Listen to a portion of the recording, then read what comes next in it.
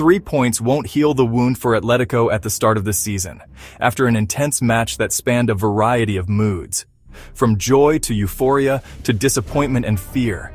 And that spider weaving thread to sew and bring the team along with his star back to the light.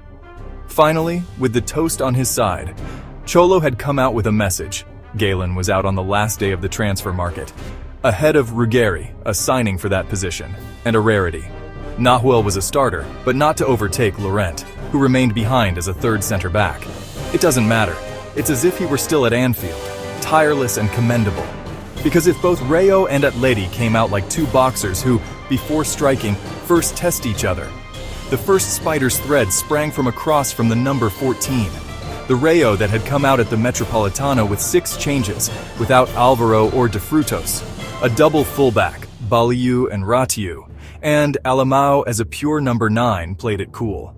Atleti, meanwhile, were asking for the ball to wake up once and for all to see that the dinosaur was no longer in the same room.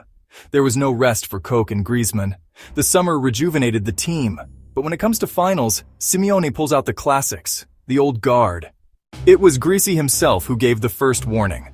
A run into the box with a slippery dribble that ended with a batala. But that was it.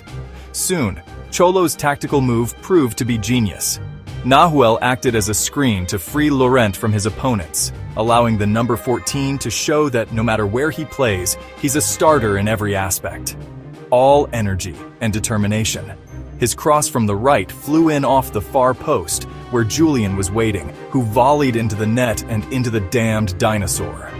With the score at 1-0, Atleti had one task, to hold on to it. Koke multiplied, omnipresent, while Rayo shook off the cold with more of the ball and a fine icy corner after corner. But Hanko swept away the danger from that area, which Oblak's gloves no longer defend as they used to. Alamao appealed for a penalty after a push from the Slovak before Julián had the chance to extend the lead. Greasy filtered in, Nahuel crossed, and the Spider, with everything in his favor, chipped wide. The arrival of halftime saw Rayo strike hard. Chavarría unleashed a shot from 30 yards that flew like a missile into the top corner of that Oblak, who has run out of miracles. 1-1. Indeed, Atleti had once again lost their lead, and Godin was in the stands, away. Alas, in his time these things didn't happen. The match resumed with Atleti brimming with impatience. First, because of Rayo, who came out slowly and long after Cholo's men had returned. Then, because of the result. It's the same picture from every match this season repeated. If Oblak made a fantastic save against EC, then around Batala, there was a scuffle. Llorente fell in his own area claiming a penalty, and the Rayo goalkeeper approached asking I don't know what, which infuriated Koke. The captain grabbed his Adam's apple and the goalkeeper fell over exaggeratedly. Yellow card.